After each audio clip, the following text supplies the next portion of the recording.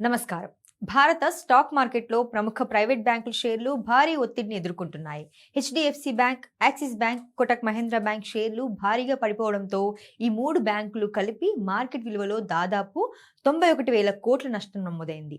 ఆశ్చర్యకరమైన విషయం ఏమిటంటే ఈ బ్యాంకుల రుణాల వృద్ధి ఆశాజనకంగా ఉన్నప్పటికీ పెట్టుబడిదారులు మాత్రం షేర్లను అమ్మేందుకు మొగ్గు చూపారు. దీనికి ప్రధాన కారణం బ్యాంకుల లాభదాయకతపై పెరిగిన ఆందోళనలు. ముఖ్యంగా నెట్ ఇంట్రెస్ట్ మార్జిన్ తగ్గడం, తక్కువ ఖర్చుతో లభించే డిపాజిట్ల వృద్ధి మందగించడం, భవిష్యత్ ఆదాయంపై ఉన్న అనిశ్చితి మార్కెట్ను నిరాశకు గురిచేసింది.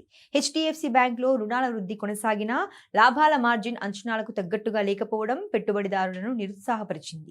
యాక్సిస్ బ్యాంక్ మంచి రుణాల వృద్ధిని నమోదు చేసినప్పటికీ మార్జిన్లలో తగ్గుదల కనిపించింది. కోటక్ మహీంద్రా బ్యాంక్ లాభాలు పెరిగినా మార్కెట్ ఆశించిన స్థాయిలో విశ్వాసాన్ని కల్పించలేకపోయింది. అయితే ఇదే సమయంలో ఐసిఐసిఐ బ్యాంక్ మాత్రం మెరుగైన ఆర్థిక ఫలితాలతో మార్కెట్లో నిలకడగా కొనసాగింది. దీంతో పెట్టుబడిదారుల దృష్టి ఇప్పుడు బ్యాంకుల వృద్ధి కంటే వాటి లాభదాయకతపై ఎక్కువగా కేంద్రీకృతమైంది. మొత్తానికి రుణాల వృద్ధి మాత్రమే సరిపోదని, స్థిరమైన లాభాలు, మెరుగైన మార్జిన్లు కూడా అవసరమని ఈ పరిణామం మరోసారి స్పష్టం చేసింది. రాబోయే త్రైమాసికాల్లో బ్యాంకుల పనితీరు ఎలా ఉంటుందనే దానిపైనే ఇప్పుడు మార్కెట్ దృష్టి నిలిచింది.